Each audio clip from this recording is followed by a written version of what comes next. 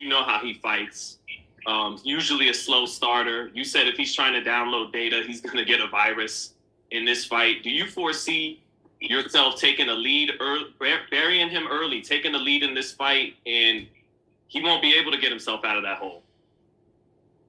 Nah. I mean, I see him coming out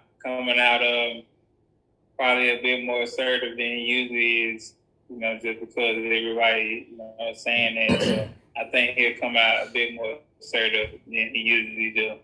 I'm not naive. I know everybody's saying it. I mean, he's hearing it and his coach is hearing it. So they, basically going to try to change stuff up and do stuff different. But yeah, I see him coming out a little faster start. He's knocked out every welterweight he's fought. But do you feel like your punch resistance will be better than his? And along like Derek James, your coach, when he gets asked about the counterpunching, he goes, okay, and like, so basically saying, even if Terrence is landing his counters, my guy can take it. My guy is going to hold up and still keep walking through them. Do you feel like your punch resistance will be just fine against the guy who's knocked out every welterweight so far? Definitely. I think my punch tolerance is definitely, taken, but it's just for me, I just gotta focus on what our game plan is and what we gotta do, and the objective is not to get hit that much. So of course, he's gonna hit me, definitely gonna hit me, and I'm definitely gonna be able to take his punch, but I'm not trying to get hit, that much. Just be walking in the punches and just being a crash dummy, so to say. So, of course, that's not the goal at all. But I think I can definitely take his punch.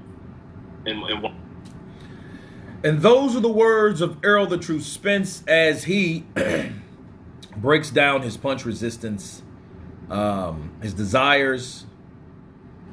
Terrence Crawford, he says he can take Terrence Crawford's punch if need be, okay? He didn't say I can take him at will. He didn't say I want to take him at will. And me counterpunching Errol Spence, I think Errol Spence, he looks tired. He looks like this is like right after training, so shout out to him, right, for taking an interview at this time. Because he looks like he's like about to crash. He might be asleep right now, right? Well, this was 5 hours ago, so so definitely he's asleep, but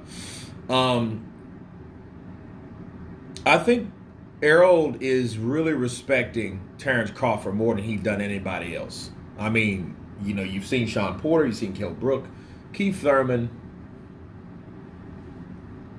Ugas, like this guy, he knows that he's up against somebody that's going to push him, okay?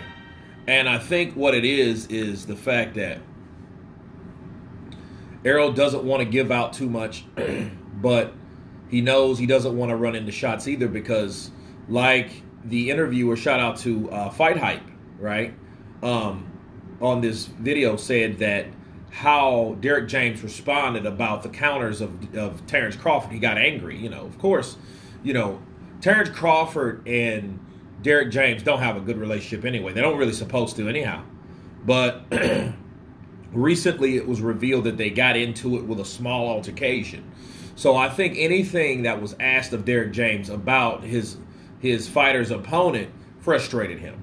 Okay, because it seemed like how the interviewer explained it. He was pretty frustrated that someone asked him about that other fighter's counterpunch ability and what to do with it.